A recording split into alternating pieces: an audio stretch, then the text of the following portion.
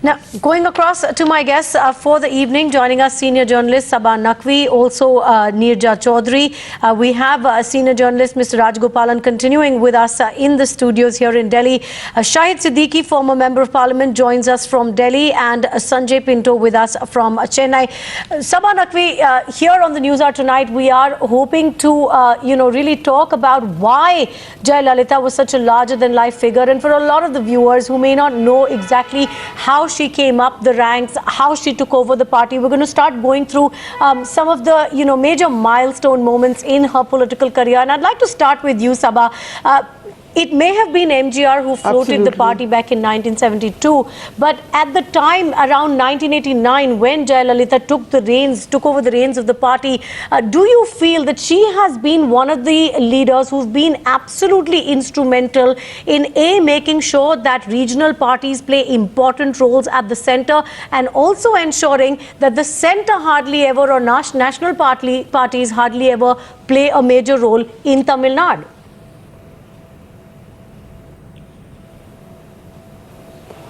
Absolutely, Tina. Jayalalithaa is the, if I was ever asked which biography would you like to write, she is the most fascinating politician. I will not say woman politician, the politician in India.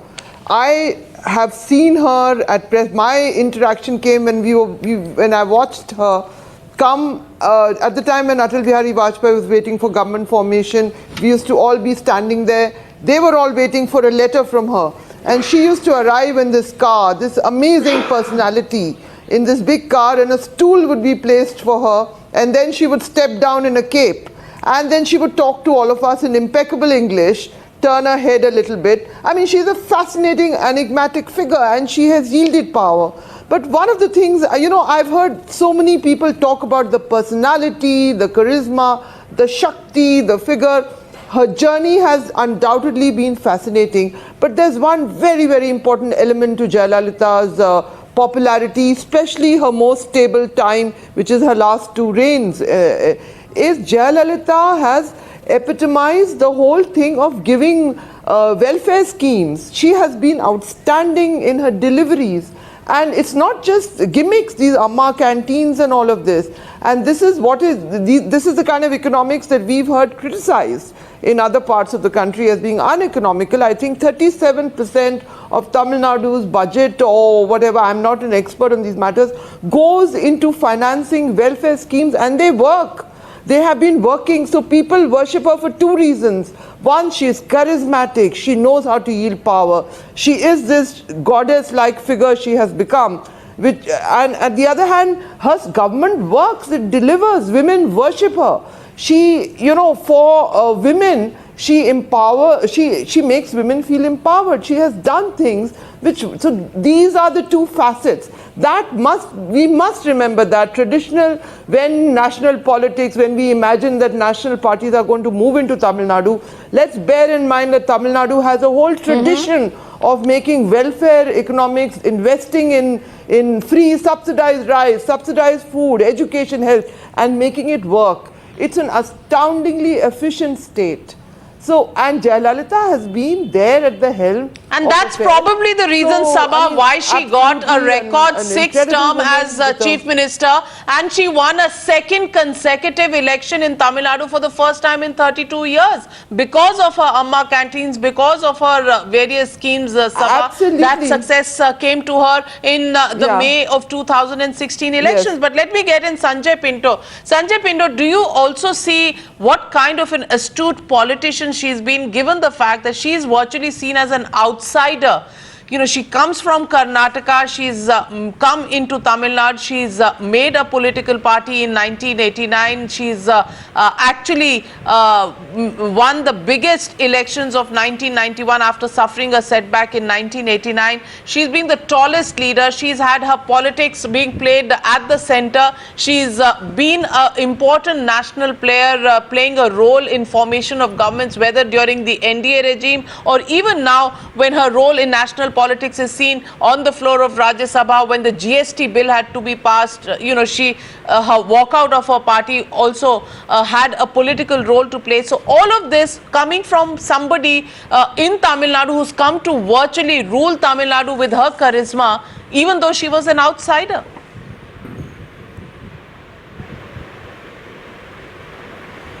I don't understand where this outsider argument is coming from. I mean, MGR was also from, was a Malayali. As far as Jayalalithaa is concerned, she is definitely considered, there's a famous Tamil song which says, Na unga veettu pillai, that, in an MGR movie, which means, I am your child, I am, the girl next door. So she has cultivated this. It's not just Saba rightly pointed out, yes, it was her charisma and also her welfare bent of mind. But apart from that, she rules with an iron hand. She is not just worshipped by the women, but also by the men who prostrate before her. She is known to be extremely gracious to her friends, and she is a bad enemy to have as well. The kind of unassailable grip she has over her party, the manner in which she rules, her administrative acumen, these are factors in her favor. And yes, the way she plays her politics. She is one person who exemplifies the adage that good economics makes good politics. 37 MPs in the Lok Sabha. That's the third highest number of MPs in the Lok Sabha in the country. So certainly she has got great sway over the political firmament in the country, and people are hoping and praying for a miracle. She is known to be a comeback queen. People are hoping and praying that she makes a comeback. The problem right now is that she is the government and she is the party. There is, and even within the government, Tamil Nadu is peculiar for this, that for longer than I can remember, I've covered Jayalalithaa for close to 2 decades. And I can tell you that as far as Tamil Nadu is concerned, important portfolios like home portfolio is always retained by the Chief Minister. So I don't see any alternative, any succession plan playing out in the next few days. As long as Jayalalithaa continues Sanjay Pinto, to be on life will support, actually dwell, I don't think anybody would dare to do that. It's only an interim measure that maybe briefly in a little while, because we've actually spoken in detail about the succession plan here on the Newshour. So I just want to get a little more from you on the point that we were discussing earlier. Firstly, you said that from where do you get this notion that she was an outsider? Well, for someone who was a Brahmin-born woman to take over the reins of a Dravidian party at the time, path-breaking. But also, if you look at what happened after MGR, how often have we seen in Indian politics that when there is a split down the middle in a party, the immediate family is not the one that ends up taking the reins of the party. That is what happened in this case with her fight with Janaki for taking over the reins of the party. It was eventually Jayalalithaa who walked away with the leadership of the AIADMK. She had earned her spurs even when she was in the Rajya Sabha. People remember her fiery speeches in the Rajya Sabha. She had proved her political mettle even when she was in the Rajya Sabha. And you mustn't forget that she was a film star. I mean, an extremely popular film star. Right, so she is not somebody who could be wished away. And the fact that she took over the reins of the party almost effortlessly. If you remember, even in the assembly where she was ill-treated and manhandled in the assembly, she swore that she would never enter that assembly until she becomes the chief minister. And she lived up to that promise. So she's somebody who's shown nerves of steel. Her determination, her grit, her courage against all odds, that's something that has endured. Not just a charismatic person, not just somebody who is loved and worshipped, but also somebody who's feared in a good sense, somebody who's been powerful, who's been able to, to have people at her beck and call. She has, even wielded considerable clout even with the centre and all her, in her coalitions. Even you mentioned about P.A. Sama, she even led an effort to have, a second term for the late Abdul Kalam. So she's somebody who cobbled up, and even even in 2014 there was talk that she could even be prime ministerial material. With 37 MPs out of 39, if only the BJP had not got that majority. Right. You never know, in a coalition form of government, Jayalalithaa could have been a big kingmaker. Because the BJP got 282, there was no opportunity for any coalition leader really to cobble up a coalition together. But definitely among the big players were Mamata Banerjee, Jayalalithaa, Nitish Kumar, all of them who had grandiose plans of pitching themselves for a prime ministerial position. And Jayalalithaa was very much there. But let me also get in Shahid Siddiqui. Shahid Siddiqui, do you remember the time, did she make an aberration when she went for that tea party, pulled down the NDA government when she went for that tea party with Sonia Gandhi, but ultimately in 2002 actually ended up calling her an outsider, a foreigner, and moral bankruptcy for the Congress party to actually field her as a prime ministerial candidate. She was opposed to, those famous words that she said, Sonia, Antonio, Mino, clearly saying that she was opposed to the Congress party. So was it an aberration in 1999 that she went and for the tea party with Sonia Gandhi and then later on turned her back towards her? No, before I answer your question, I would like to say that she is one of those women who had the most difficult succession to come over. Unlike Indira Gandhi or Sonia Gandhi or even Mamata Banerjee or Mayawati, she had a situation where she was outsider to the family also, where she was, I remember when MJR's body was being taken for his last rites, she was pushed away from the carrier which was carrying her, and Janki was not allowing her to come on that. So from that, because of her grit, because of her determination, because of her, willpower, she was able to come back with a bang. Now coming to 91 and 92 situation, I could see, I watched a few things from close quarters at that point of time when Subramanian Swamy had his tea party and Sonia Gandhi was stopped from becoming the Prime Minister with her famous 272 thing. At that time, I could see that Jayalalithaa had no love lost for Sonia Gandhi.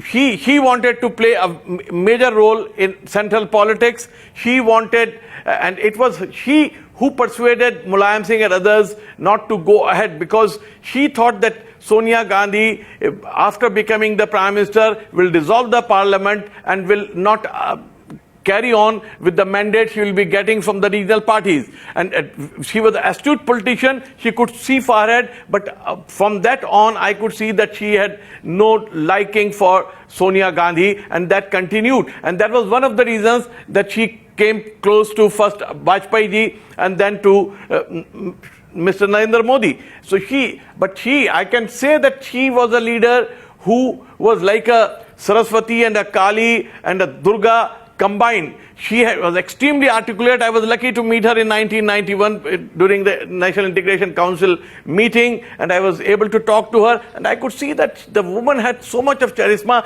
that if she was from North India, with her kind of articulation, with the kind of the way she was able to carry people, she was absolutely Prime Minister material. But unfortunately, and she had those ambitions, but unfortunately she also understood her limitations coming from a party in Tamil Nadu. She did not push herself very much, but of course she was. But she definitely had the profile to play a big role in national politics. Shahid Siddiqui, she did have the profile to play that big role in national politics. Neerja, the question is also about the relationship she shared with Prime Minister Narendra Modi. In 2011, it was Narendra Modi attending her swearing-in ceremony. In 2012, she returned the favor. She went and attended the swearing-in ceremony of Narendra Modi in Ahmedabad, in Gandhinagar, and since then, of course, even when he was declared the campaign chief of the BJP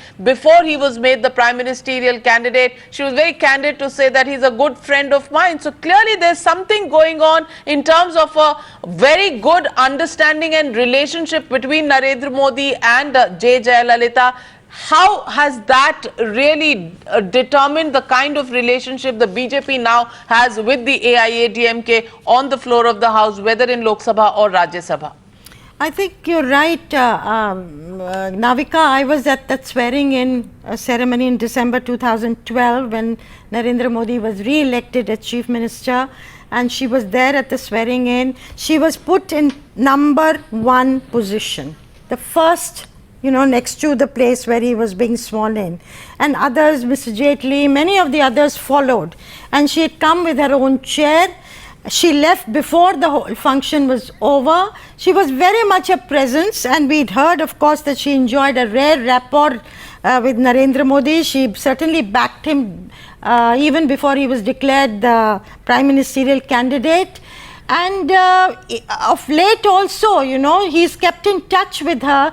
But one thing we must remember, having a rare rapport, everybody used to say that he will be able to bring her around on the GST.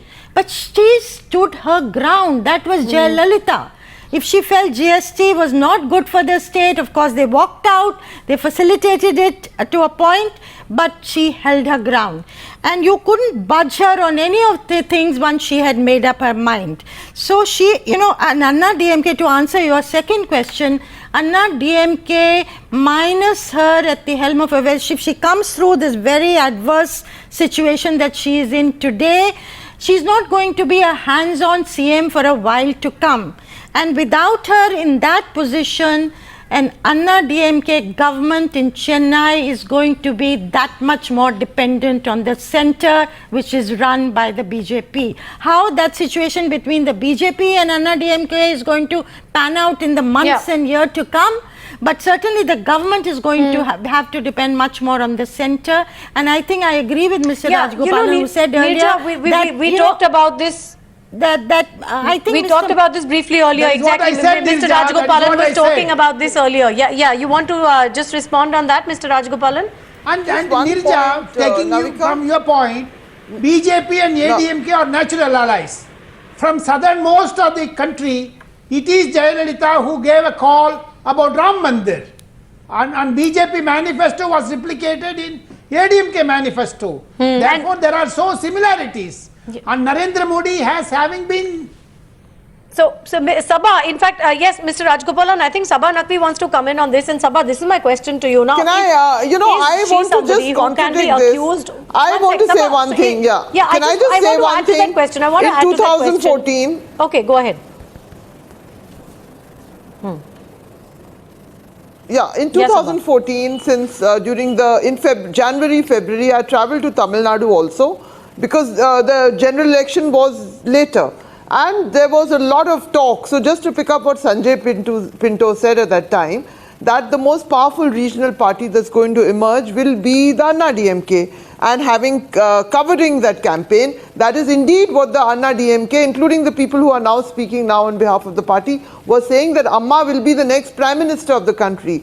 So let us get our facts very straight. What Jayalalithaa has done all the way through, and she has done it, and she pioneered this, of extracting the maximum for her state. Tamil Nadu politicians, be they from the Anna DMK or the DMK, became pretty ruthless about demanding lucrative ministries and something for their state. They excelled in it more than other regional parties during the era of coalitions, which has ended with Narendra Modi becoming the Prime Minister in 2014. That winter, when I went there, it was very clear that certain calculations were being based on the expectation that the Anna DMK, let me finish, Anna DMK could be one of the larger parties if the coalition game opens. So I want to pick up what Sanjay is saying now. So let's not imagine Jayalalithaa was a hard-nosed politician. So these are not personal. She was a hard-nosed politician. She was a realist. Her last few years were the most non-controversial years she's had. She knew what she needed to do to extract the maximum. Had the game been different, she would have opposed. Okay, but Saba, 2 points. Saba, 2 points. Mr. Rajagopalan, Saba, 2 points. What Mr. Rajagopalan was talking about and what Neerja Chowdhury spoke about earlier, the fact that she walked out after GST was passed, despite whatever relationship she might have with this government at the centre. The question is, can she ever be accused of political opportunism? Because yes, she's had relationships which have been blow hot, blow cold, even with the NDA. But do you think that she has largely been ideologically aligned, as Rajagopalan said? He talked about the Ram Mandir issue. She has also always expressed support for the uniforms. She never joined any other government except and she's always expressed support for the uniform civil code, for example. So do you feel she is ideologically aligned with the NDA, and which is why you've always seen that alignment manifesting? Just a minute. Yes, Sanjay Pinto, I'll come to you. If Mr. Rajagopalan wants to believe something, he can do so. I think if Mr. Rajagopalan wants to believe in ideological alignments, he is welcome to do so. I don't think so. I think she was a politician, first and foremost. But she never gone into Congress She played board. a masterstroke just a couple of years she ago. never gone when she took into Congress the, board. when she She took was the not in Tamil the card Congress ministry. away from the DMK. It is only BJP government she was a party to it. Okay. But She can't join any other government. But we can't forget Mr. Saba Rajagopal, and Mr. what is the Rajagopalan. point?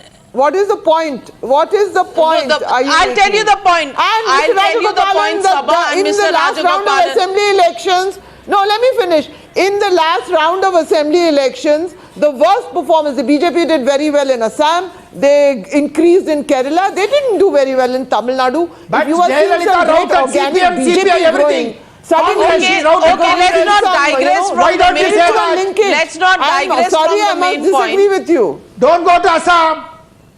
Let me not digress from this point, Yeah. but there was a time that there was CPM. She Sanjay drowns Congress in Tamil Nadu.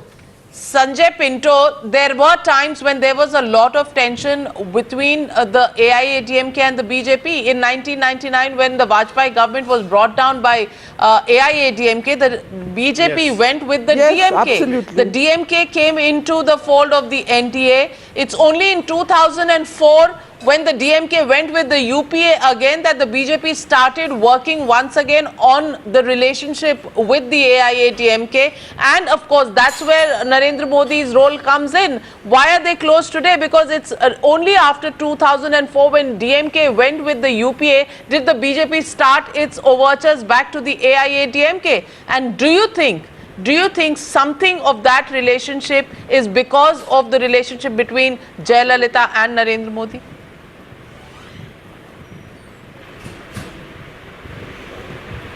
See, I think to some extent I agree with Mr. Rajagopalan's point that the AIADMK and the BJP are natural allies. So the two leaves and the lotus go well together. However, Saba is right. Politics aside, I mean, she may share a personal rapport with Mr. Modi, but why didn't that translate into an alliance in 2014? So that's very clear, and I remember distinctly spending months and months and outside at Post Garden in '98 when Jayalalithaa was part of the NDA government. Pramod Mahajan, the late Pramod Mahajan and George Fernandez used to make so many trips there as emissaries. They did not come there to visit Mahabalipuram. They came to Chennai to broker peace with Jayalalithaa. Jayalalithaa called the shots. She called the shots when she was part of the NDA, and she will continue to call the shots if she is part of any other coalition dispensation there. And I think because the national parties are perhaps a little skeptical having a strong. Mr. Rajagopalan, don't shout. Listen to me. No, Mr. Rajagopalan, please don't shout.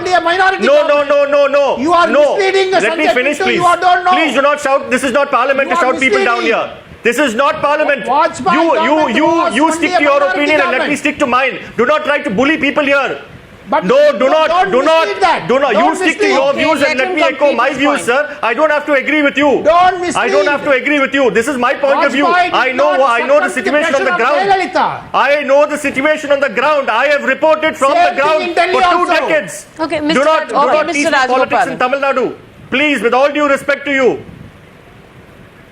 Don't if you have a point of view, wait for your turn. I waited for my turn. Mr. Rajagopalan. Yes, but you are misleading Sanjay Pinto. Mr. Rajagopalan, you think you are Prime Minister of the country? Okay, that's his view. Let him express his view, Mr. Rajagopalan, and I'll come to you for your view. You have a different point of view. You echo your view. Okay. No. Don't try and be dictator on this debate here, please. Yes, Sanjay Pinto, go on. If Sanjay has been finished. Sanjay's reporting. I am talking about the ground reality. I am talking about the history of the alliance of Jayalalithaa with the BJP, and I am saying that she's been a tough leader who has always called the shots. If he is entitled to his opinion, I am entitled to mine. I think that's the meaning of a debate, right? Absolutely. Go on. No one disputes Sanjay. No one disputes that. Just please allow him to conclude. And also, I just want to add to that. Yes, you're talking about the fact that she's always been her own person. And a case in point is, no, 1 second. The fact is, even the assembly elections, the Tamil Nadu elections, there was talk that the BJP was very keen to be part of an alliance before the polls. But she went it alone, and we saw what happened after that. She knew she was going to hold her ground herself and did not feel the need to, engage with the BJP before the polls. Not only that, she was backed the the solitary communists. reaper here, and Please you saw the forget, kind of Tina, she don't got. forget, she sent communists to the upper house. Jayalalithaa backed communists also. She backed the CPI. She got into alliances with them. So please remember our history and don't have delusions over here. Let's look at the facts. What she did with Vajpayee, her arrangement with the CPI at one point. Please ask Sanjay to elaborate the details of her arrangement with the CPI. What was she doing when Mr. Rajagopalan was imagining that the BJP and Jayalalithaa organically embraced? But she also defeated the CPI. In the 2016 elections, she also defeated the CPI. No one is denying that. But let's talk politics. I think here, Navika. Of course, she had a chemistry with Narendra Modi. Sharing a rapport She with had a somebody at chemistry with personal what level worked is for her in different from politics. it translating into a political alliance. No, I think we are forgetting. That's right. Point taken, Sanjay Pinto. Immense respect for each other. But that does not necessarily translate into a political alliance. That's my point I'm making. But somewhere or the other, Sanjay Pinto, it has created situations both in favor of the BJP at the center and for the AIADMK. Remember the flood situation in Tamil Nadu in 2015? The center went out of its way to help Jayalalithaa. That's because of the rapport. And in the GST bill, even though Jayalalithaa was opposed to it, her walkout allowed the BJP to pass that bill in Rajya Sabha. The fact is that this rapport has translated to a few political advantages on both sides. I do not think the Tamil Nadu government was entirely satisfied with the relief package.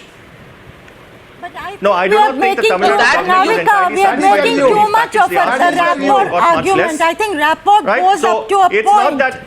See, I don't think central assistance is like a dole. Narendra Modi Central assistance is not a dole.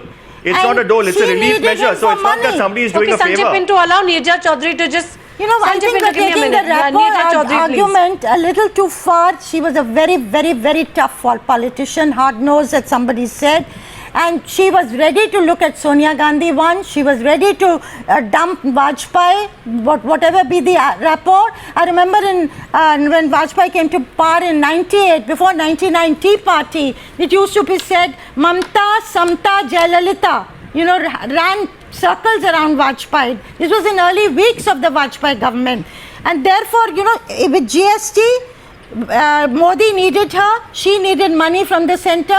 It worked both ways. I think one thing I want to say here, what made her a very effective politician was that she was a very able administrator. You know, one asks this question, how is it Tamil Nadu has such competent bureaucrats to bring on the kind of delivery that she ensured? And I think one reason was that she kept them on their toes, and she ensured accountability. That is why the success of her social welfare schemes. And the reason why she reached out to the poor, the reason why, you know, she is the Amma of the poor of Tamil Nadu. She made sure that nobody need go hungry in Tamil Nadu. She played a very important role there. And I think that is feeling the pulse of the people. And you know, that she had to be the leader of that. That's the point group. Saba earlier made, Neerja. You know, her entire scheme, and let me get in Shahid Siddiqui. Shahid Siddiqui, Amma or Jayalalithaa, she has always been somebody. And as she fights for her life at this moment, she is in a critical situation. Why are we talking about the personality? We are talking about her personality because she's somebody who's always displayed will, grit, determination to do what she wanted to do in a manner that, you know, she has made several comebacks, she has made several records in her own state, she's made her presence felt at national political level in New Delhi politics as well. But the way we are remembering her today is, why is there such an upsurge of people and cadres in Tamil Nadu? She's been larger than life, it's been her development politics, it's her administrative acumen, and the fact that she gave the poor people the Amma canteens, the Amma idlis, you know, her imprint is all over the state. And if I may say so, Navika, here, I went to the Amma canteen, today and it is not like the usual crumbs thrown at the poor. There was dignity in the way those idlis and sambar rice were served. Clean plates, clean rooms. You know, people who served had headgear. So there was dignity in the way it was dished out. That fair. Okay, Shahid Siddiqui? Absolutely, and that's why it's not just the supporters of Amma, it's not the supporters of AIDMK, it is even those who did not vote for her, who are today extremely worried, who are praying for her good health. Even in North India, there are people who are really caring for what is happening in Tamil Nadu.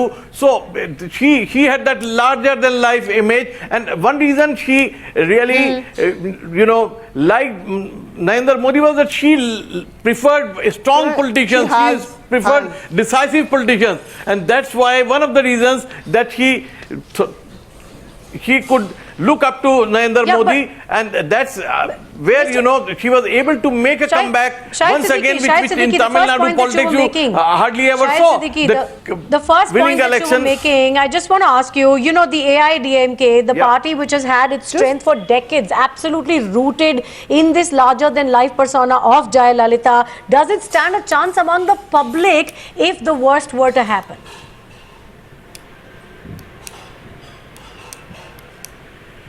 Now it's too early to say anything because of course in Tamil Nadu personality plays extremely important role, and unfortunately if Amma is no more, let's not talk of it, but if it happens, then AIDMK will be leaderless. Even today I find it leaderless. Even if they come to a consensus, if they are able to find Mr.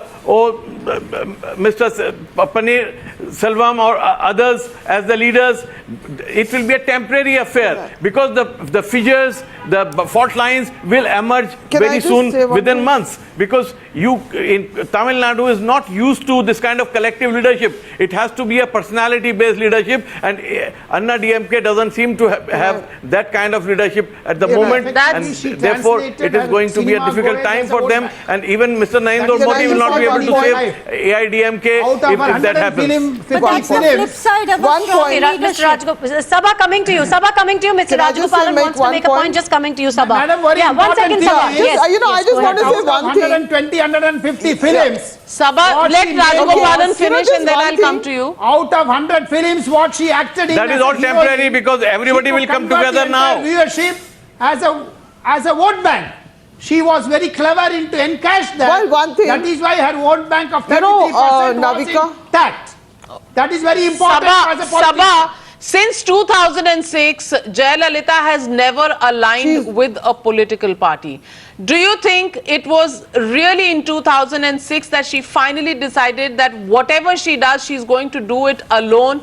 Was that the stamp that she really was setting in Indian politics, that never after 2006, last 10 years, even out of power, she stayed alone?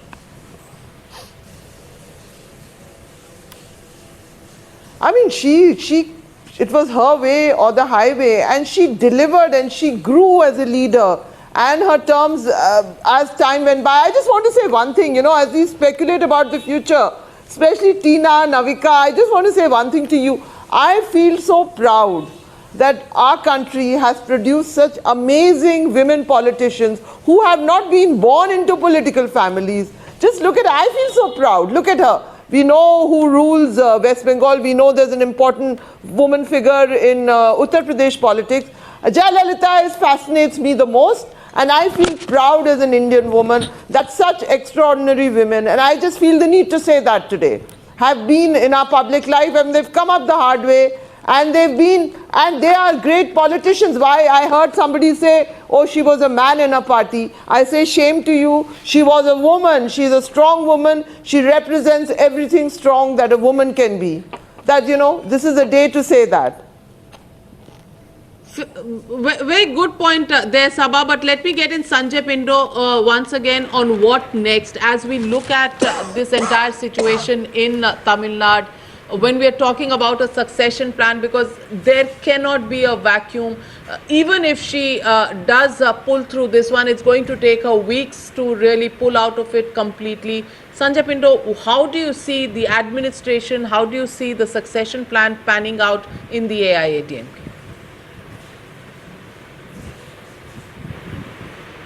Well, I think talk of a succession plan at this stage, when she's still on life support with the possibility of bouncing back, would be a little premature. Having said that, I think... But the party MLAs are doing Mr. it, Panir Sanjay. Selvam is on a hat trick. Holding meetings. He had held the fort No, it's not a succession plan. It could be an interim arrangement. When she was disqualified, he held the fort for her. Sorry, when in fact, she was arrested, he held the fort for her. So he will do it again if required. Okay, but how much do the party cadres trust Sasikala, for example? Okay, you're saying there could be an interim plan that's being worked out, but at a time when, clearly Jayalalithaa is not able to hold fort, like Navika said, she will hopefully bounce back from this one, but she may not be in a condition to actually run the government for some time. And there is talk about the party and the cadres being divided on whether or not Sasikala should be appointed General Secretary of the party. Do you think that is going to be something acceptable to the party cadres? Because there have been massive fissures in the past and even in the recent past, even between Jayalalithaa and Sasikala.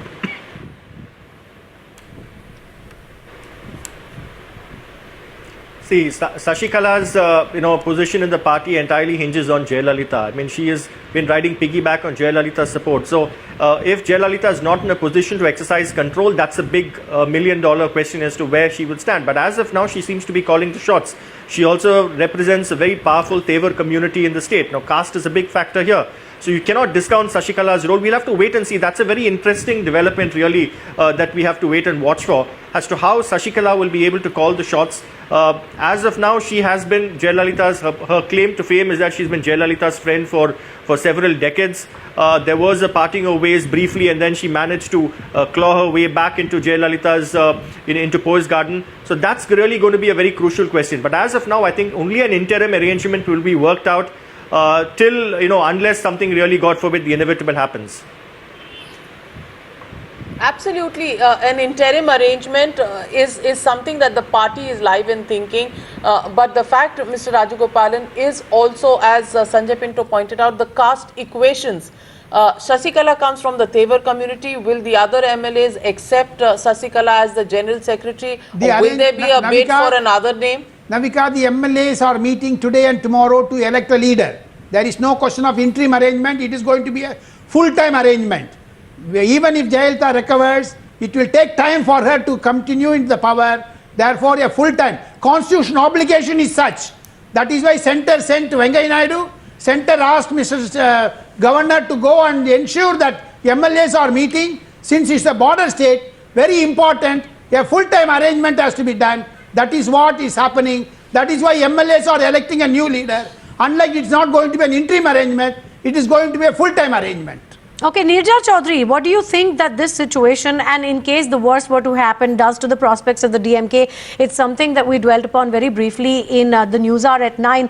There is a political successor present there with Stalin expected to take over, but there, we also know that with the DMK too, the patriarch, the leading light or the beacon of the party is also in fact unwell, and I believe in the same hospital in fact. That's right. I think we are now, Tamil Nadu is now entering a new phase of politics with neither Jayalalithaa nor Karunanidhi in a position to play a very active role. So we will see the situation throw up new leaders. There is Stalin.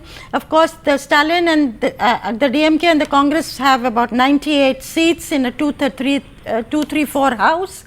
Can they split the DMK if Jayalalitha's presence is not there actively? Very difficult to get around the anti-defection law, which earlier used to require 1/3, but now would require something like 2/3 majority. I would say that for the moment, like Jayalalithaa was when she was out of action because of cases, Supreme Court verdict and so on, she put Paneerselvam as the Chief Minister heading the government, and everybody knows that Sasikala helped her manage the politics of the state. Now, can these two work together, one in politics and one in government, in tandem, move in step and keep the Anna DMK there intact without letting it split and have the government run by Anna DMK? That remains to be seen. And as I said, that it's going to be a government increasingly dependent on the centre and the BJP at the centre nationally, and the Prime Minister will have a role, will want to play a role in that whole scenario. So I think it's early days to think that there'll be a split in Anna DMK, but down the line, yes, that is a possibility that cannot be ruled out.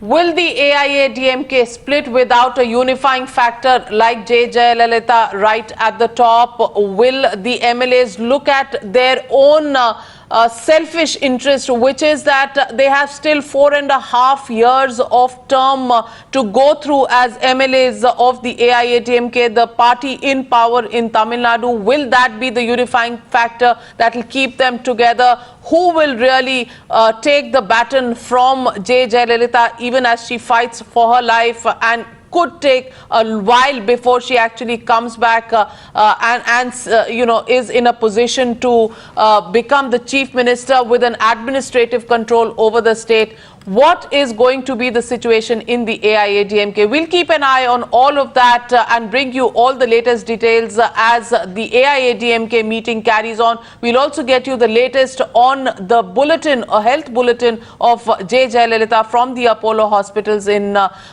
this program, and we'll keep an eye on all the developments in Tamil Nadu. I thank all my panelists this evening who joined us on the lookout on what really is going to happen in Tamil Nadu. We'll continue to follow that story here. For now, we'll slip into a short break.